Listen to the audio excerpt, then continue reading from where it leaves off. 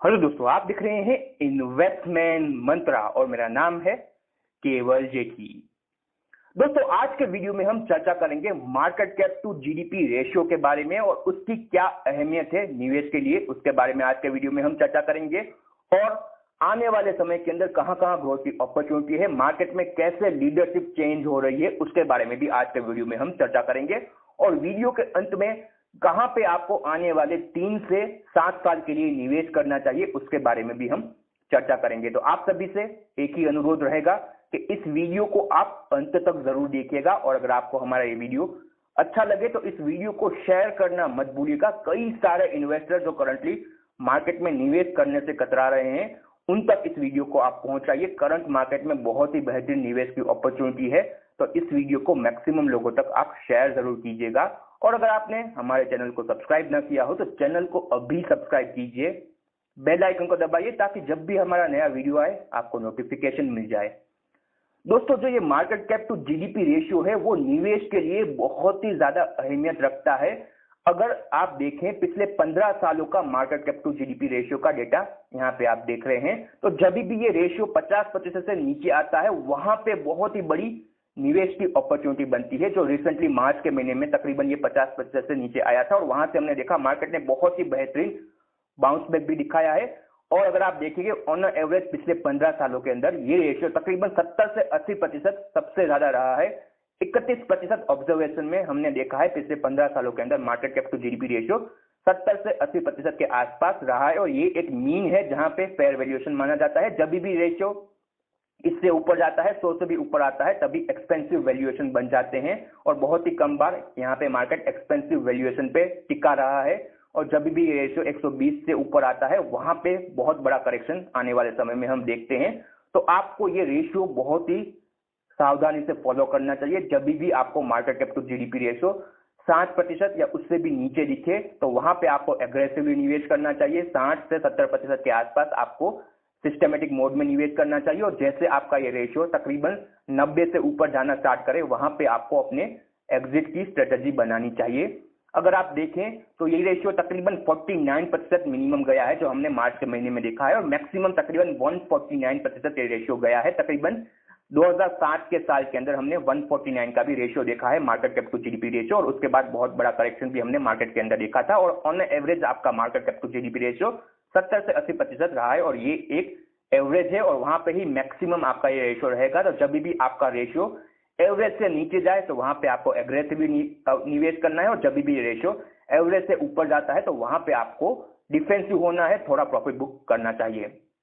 जैसे कि आप यहाँ पे देख रहे हैं, यहाँ पे आप पिछले कई बड़े करेक्शन का और कैसे वहां पे market cap to GDP ratio change हुआ है उसका डेटा देख रहे हैं। 2007 में मैक्सिमम ये रेशियो पहुंचा था 149 का और वहां पे फिर आपने देखा कि उसके बाद के 3 सालों में कोई रिटर्न नहीं बना, बट उसके बाद 2008 में बड़ा करेक्शन भी हमने देखा और उसके बाद आप देख रहे हैं 2008 के करेक्शन के बाद ये रेशियो 56% तक आ गया। 2008 में मार्केट ने तकरीबन 62% का करेक्शन भी दिखाया था और वहां पे फिर किसी व्यक्ति ने 56% के मार्केट कैप टू जीडीपी में निवेश किया होता तो वहां पे उसको आने वाले 3 साल के अंदर 17% की ग्रोथ भी मिली है। और ऐसे ही अगर आप जब लोअर ये रेशियो आ जाता है वहां पे निवेश करते हैं तो आपको मैक्सिमम ग्रोथ मिलती है। हमने देखा 2016, 17 और 18 में बहुत बड़ा जंप आया स्मॉल और मिड कैप सेगमेंट में और 2017 के आसपास अंत में market cap to GDP ratio 94 तक आ गया था और उसके बाद हमने स्मॉल कैप मिड कैप में बहुत बड़ा करेक्शन देखा और मार्केट में भी एक कॉन्सेंट्रेटेड रैली हमने देखी।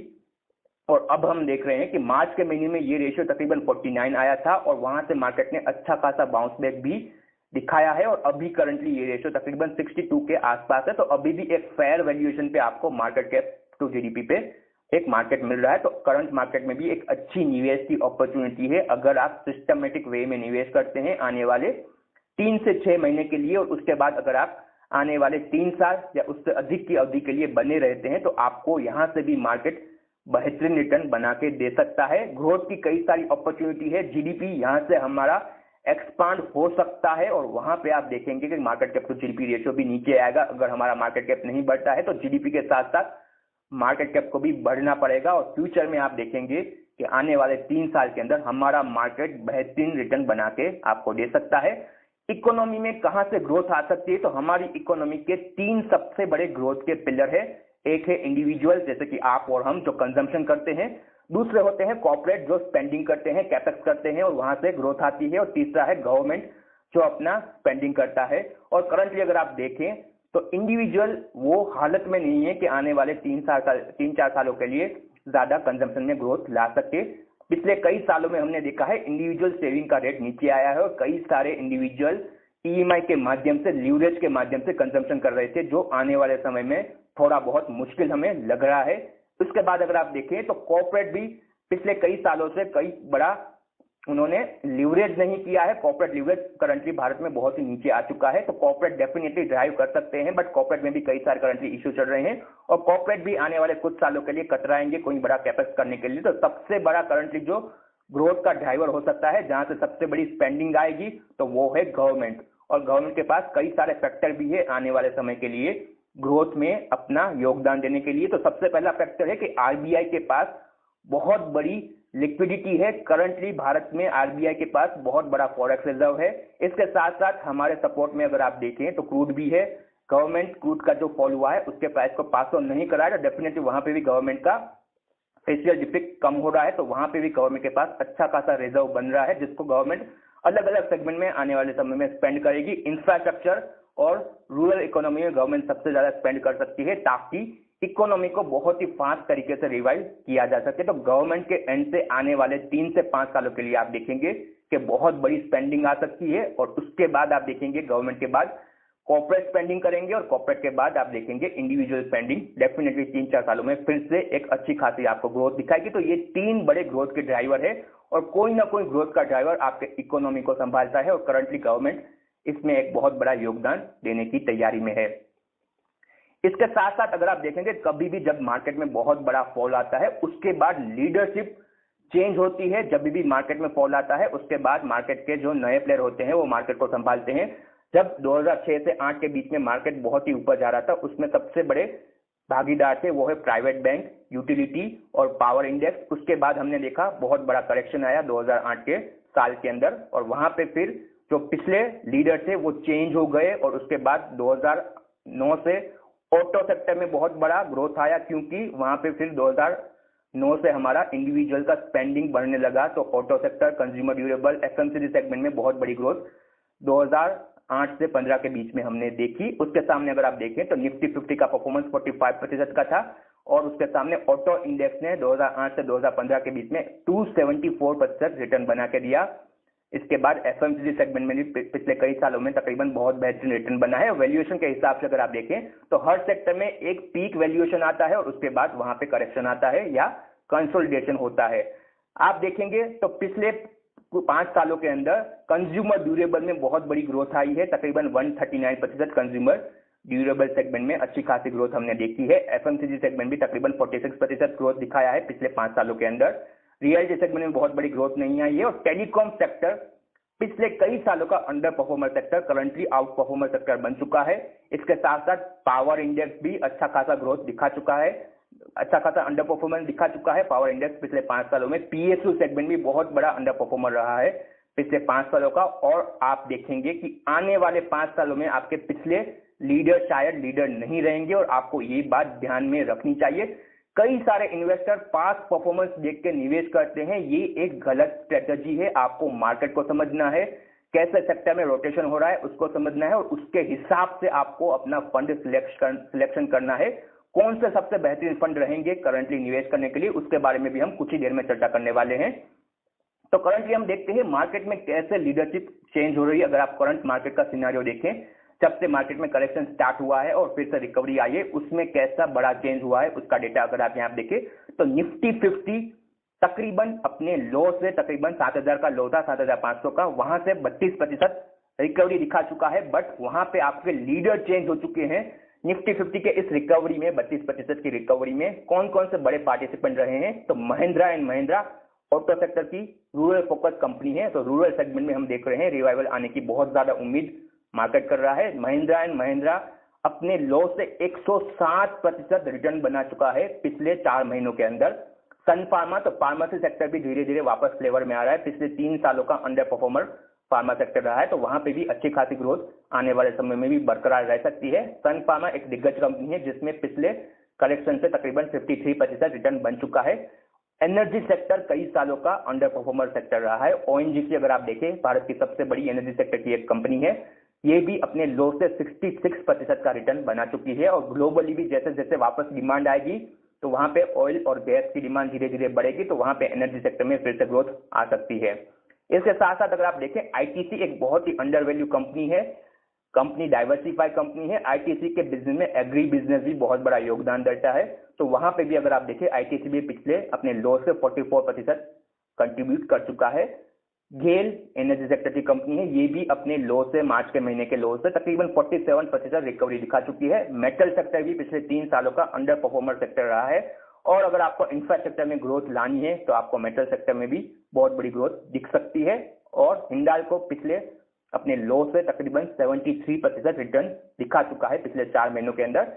हीरो मोटोकॉर्प टू व्हीलर बनाने वाली भारत की सबसे बड़ी कंपनी है। और रूरल फोकस ये भी एक शेयर है, ऑटो सेक्टर की कंपनी है, ये भी अपने लो से 62% रिटर्न बना चुका है। तो यहाँ पे आप देख रहे हैं लीडरशिप चेंज हो रही है।